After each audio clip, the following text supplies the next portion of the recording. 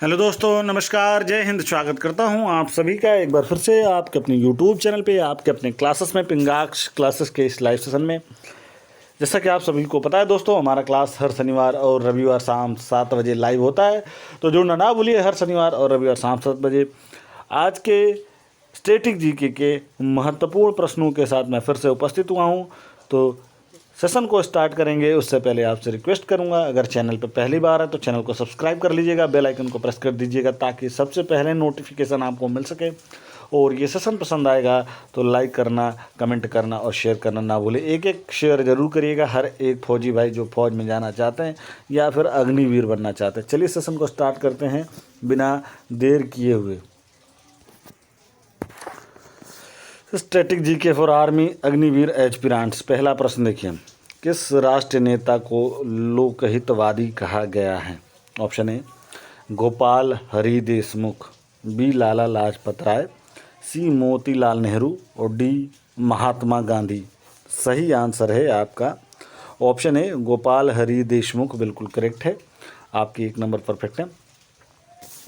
बढ़ते हैं दूसरे प्रश्न की तरफ। ये बहुत इम्पोर्टेंट क्वेश्चन है। स्वतंत्रता संग्राम में गांधी जी ने किसान आंदोलन प्रारंभ किया था? कहाँ से? ए साबरमती से, बी बरदोली से, सी चंपारण से और डी बिजौलिया से। दोस्तों सही आंसर है ऑप्शन सी चंपारण से। स्वतंत्रता संग्राम में गांधी जी ने किसान आंदोलन चंपारण से शुरू किया था, प्रारंभ किया था। चलिए बढ़ते हैं तीसरे प्रश्न की तरफ। भारत की आज़ादी के समय ब्रिटेन का प्रधानमंत्री कौन था? ये इम्पोर्टेंट क्वेश्चन है दोस्तों। भारत की आज़ादी के समय ब्रिटेन का प्रधानमंत्री कौन था? ए एटली, बी लॉर्ड क्रिप्स, सी लॉर्ड कर्जन और डी इनमें से कोई नहीं। सही आंसर है ऑप्शन ए एटली, बिल्कुल करेक्ट है। ऑप्शन ए एटली बिल्कुल करेक्ट है। चलिए चौथा प्रश्न देखिए, 1935 के भारत सरकार का अधिनियम किस निर्णय से संबंधित है? 1935 के भारत सरकार का अधिनियम किस निर्णय से संबंधित है? ए प्रांतों में उद्योग, बी प्रौढ़ मतदान, सी प्रांतीय स्वायत्तता और डी इनमें से कोई नहीं, यानी कि नन ऑफ दिस। सही आंसर है ऑप्शन सी प्रांतीय स्वायत्तता, बिल्कुल करेक्ट है।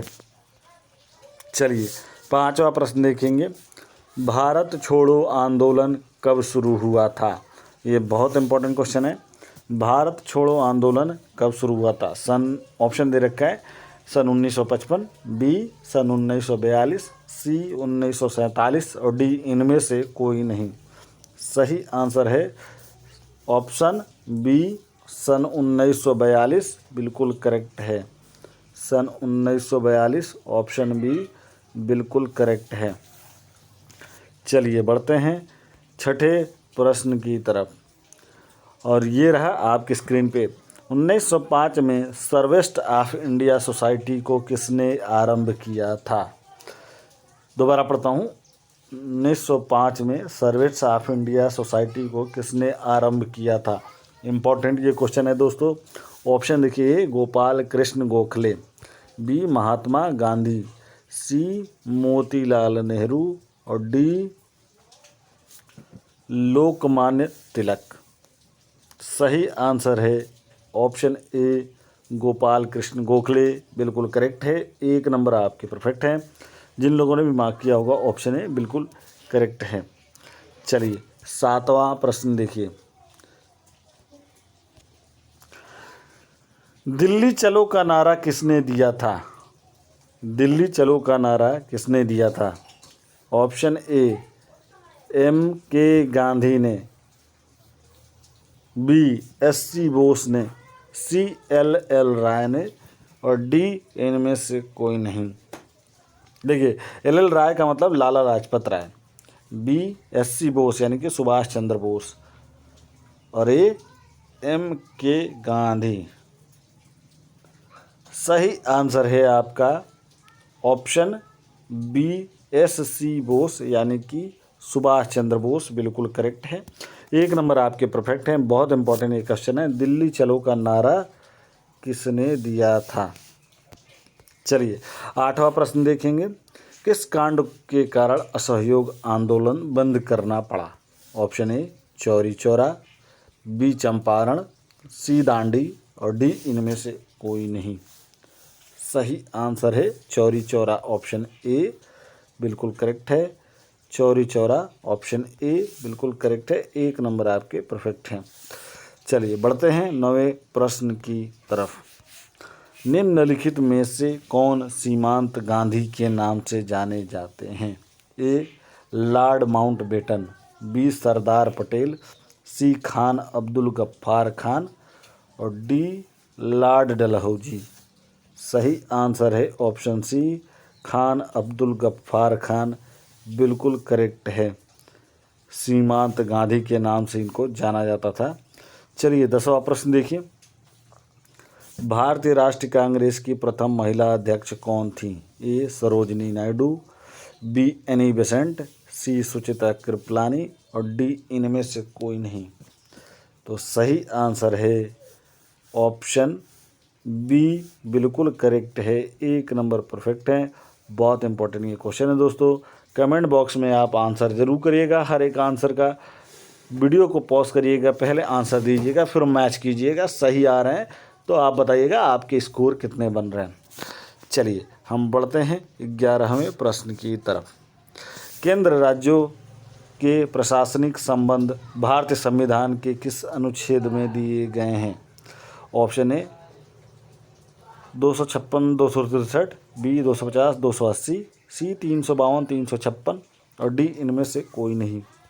सही आंसर है ऑप्शन सी 352 से 356 अनुच्छेद में दिए गए हैं। चलिए 12वें प्रश्न की तरफ बढ़ते हैं। भारतीय राजनीतिक व्यवस्था की विशेषता है जाति और धर्म, बी क्षेत्र और राष्ट्रीय हित, सी राष्ट्रीय हित और धर्म, डी जाति धर्म और राष्ट्रीय हित। तो सही आंसर है आपका ऑप्शन डी जाति धर्म और राष्ट्रीय हित, बिल्कुल करेक्ट है।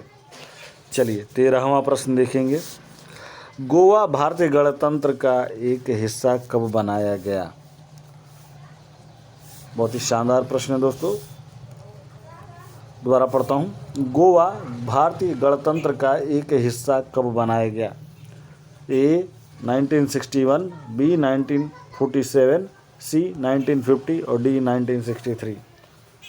ऑप्शन ए 1961, बी 1947, सी 1950 और डी 1963।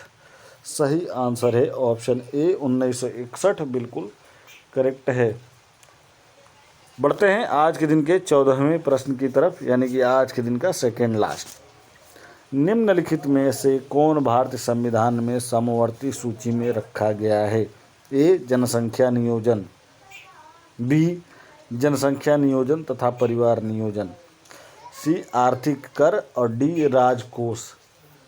सही आंसर है ऑप्शन बी जनसंख्या नियोजन तथा परिवार नियोजन, बिल्कुल करेक्ट है। चलिए बढ़ते हैं 15वें प्रश्न की तरफ, और आज के दिन का 15वां प्रश्न आपकी स्क्रीन पे ये रहा। निम्नलिखित में से कौन भारत का लगातार 2 बार राष्ट्रपति बना। A R Venkataraman, B Rajendra Prasad, C V Giri और डी राधा कृष्णन। दोबारा पढ़ता हूँ, निम्नलिखित में से कौन भारत का लगातार 2 बार राष्ट्रपति बना। सही आंसर है ऑप्शन बी राजेंद्र प्रसाद, बिल्कुल करेक्ट है। 1 नंबर आपके परफेक्ट हैं। ये 2 बार लगातार राष्ट्रपति चुने गए थे। इसी के साथ आज का ये सेशन समाप्त होगा। मैं मिलूंगा आपसे एक नए वीडियो में कल के दिन। तब तक के लिए धन्यवाद। जय हिंद, जय भारत।